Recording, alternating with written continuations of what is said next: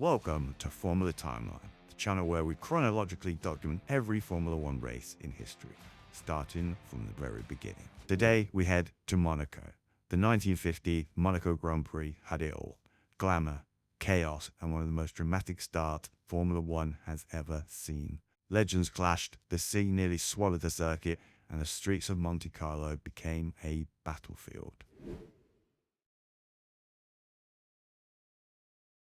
The sun-drenched streets of Monaco had seen Grand Prix cars almost every year since 1929.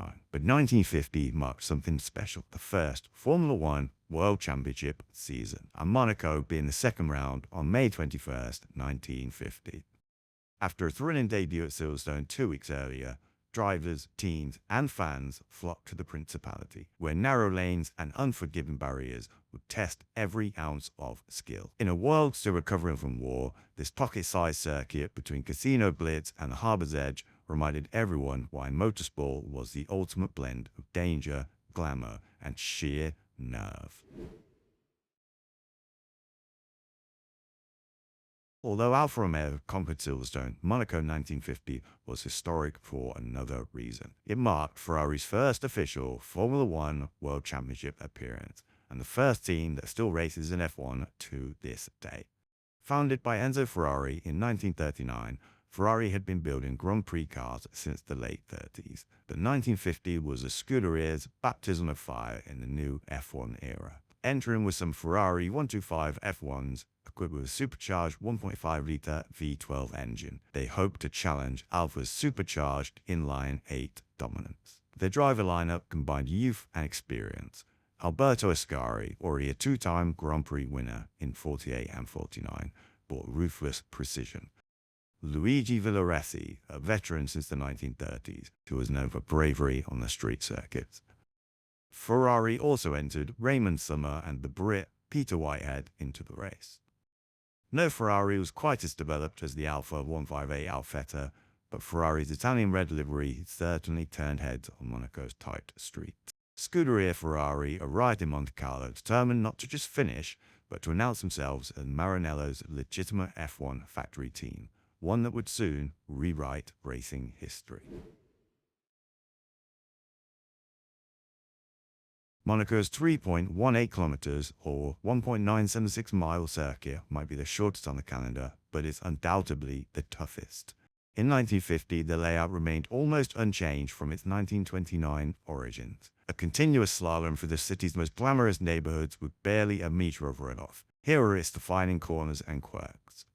Saint-Denis, a deceptively simple right-hander at the harbour's mouth. In 1950, the asphalt ended right where the yachts began. Hundreds of spectators perched just inches from the apex. Miss your braking marker here and you were kissing a stone wall. Beaurivage and Mazeney. After cresting the brief incline from Saint-Denis, cars streamed through the long uphill right-hander. Back in 1950, the track surface was uneven and traction was minimal. The tightly packed cars often bobbled mid-corner, especially when oil from earlier entrants made the line slippery. Casino Square. Drivers were greeted by the flashing lights of luxury hotels. In 1950, the narrow double apex right demanded absolute precision. A little too wide and you risked scraping bumpers against the grandstands. Mirabeau hairpin. A dramatic 180-degree left that required nearly full lock. Overtaking at Mirabeau, like today, was rare, but a well-timed switchback could yield a handful of tenths per lap. Saint-Denis return and the tunnel.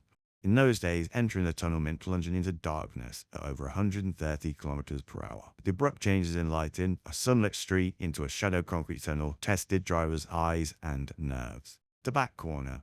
Perhaps Monaco's most infamous turn. In 1950, the Tabac kiosk jutted over the barrier, and any misstep risked losing a wheel to the iron railing. To make matters worse, on that fateful race day, a huge wave from the harbour crested onto the track just as the cars were cresting Tabac, turning asphalt into a mini pond and triggering one of F1's most dramatic pileups. Amid palm trees, grand hotels, and lumbering cruise liners moored in the harbour, Monaco's unique street race atmosphere was on full display. Every lap was 100% commitment, no margin for error, no escape routes, and virtually zero room to breathe. In 1950, without the slick runoff or tech pro barriers of today, a single moment's hesitation spelled a trip into the bleached stone wall or an abandoned tobacco kiosk. Secrets of track evolution would come decades later. But in 1950, Monaco was still pure old-school nerve and throttle. Qualifying in Monaco was a two-stage affair. The fastest 5 drivers from Thursday's session locked in positions 1 through 5, and the remaining grid slots were determined by Saturday's times. This format led to odd grid placements. Luigi Villaressi, for example, posted the second fastest time on Saturday, but started 6th because his Thursday effort just hadn't quite cracked that fast 5. Fangio's 1 minute 50.2 was blisteringly quick for a car carrying no downforce at 150 plus miles per hour. Good enough to earn his first pole position in a World Championship car. Farina, the reigning Silverstone winner, lagged by 2.6 seconds, yet still secured P2. Gonzalez's privateer Maserati earned P3, a remarkable result given Maserati's relatively scarcity of pre-war spares. Villaresi's 158.3 was quick enough to lock him in P6, despite being over 2 seconds slower than Farina's Thursday lap because he had not posted a Thursday time. Ascari slotted into P7 with a steady 153.8, giving Ferrari 2 cars in the top 7. Notably, Louis Chiron, Monaco's own legend, tamed his Maserati to P8, setting up a hometown surge. Practice saw several dramas. Alfredo Pien crushed a Maserati on Thursday and never repaired it, while Peter Whitehead spun out and could not set a time.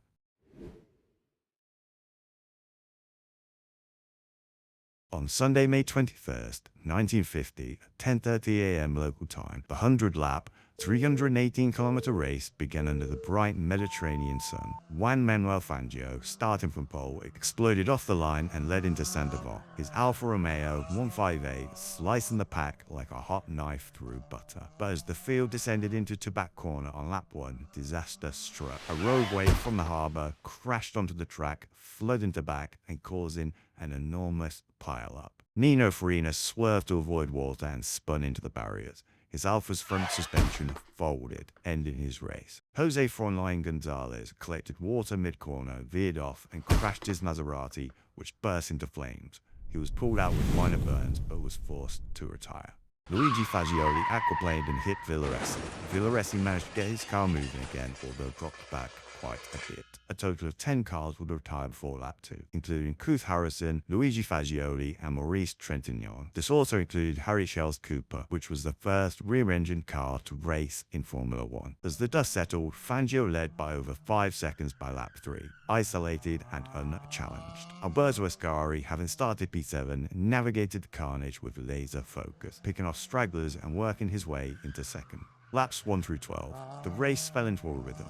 Fangio's Alfa Romeo, humming at the perfect operating temperature, remained untroubled. Ascari clung to P2, fighting brake fade in his Ferrari's drum brake. Chiron, nursing a misfiring plug, held P3, but was being reeled in by Summer's steadier Ferrari.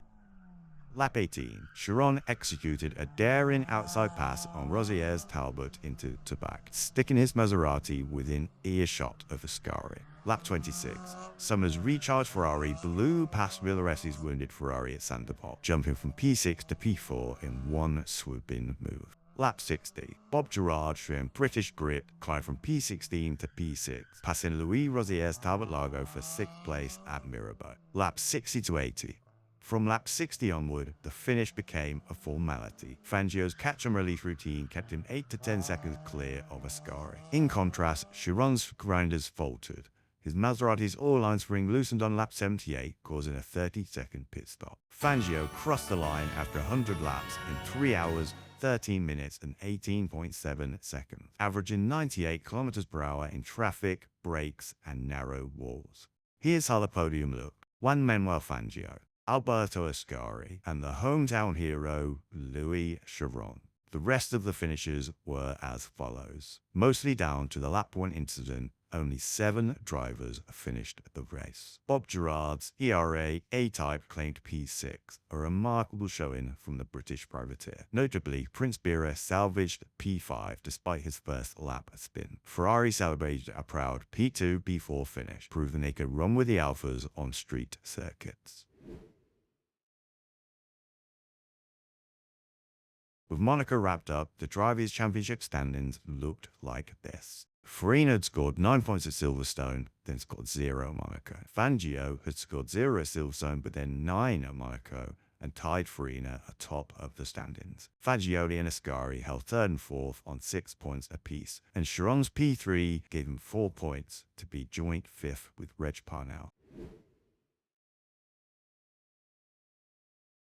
Monaco's tight street circuits had given us Fangio's first pole win and a dramatic wave-inspired pile-up. Indy would replace winding streets with flat-out left turns, contrasting the narrowest circuit on the earth with the fastest oval. Another chapter in a 7-race epic that had only just begun. Get ready for thunder on the brickyard. In our next episode, we dive into the 1950 Indianapolis 500, the lone oval on the F1 calendar. Picture roaring Offenhauser roadsters hurtling 140 miles an hour under the scorching Indiana sun. Drivers wrestling 4-wheel drift through 4 miles of concrete. We'll uncover why no European team managed to make it to the event, and how Johnny Parsons snatched victory in a sea of specialists, and why Indy's unique challenge made it a must-watch spectacle. Buckle up, it's horsepower and history at full tilt. Now that's a wrap on Monaco 1950, a race defined by a fateful harbour wave, Fangio's perfect sweep, and Ferrari's first F1 weekend. Next, the roar of the Offenhausers at Indianapolis. Subscribe to Formula Timeline for more deep dives and relive the moment when F1 truly became a global spectacle.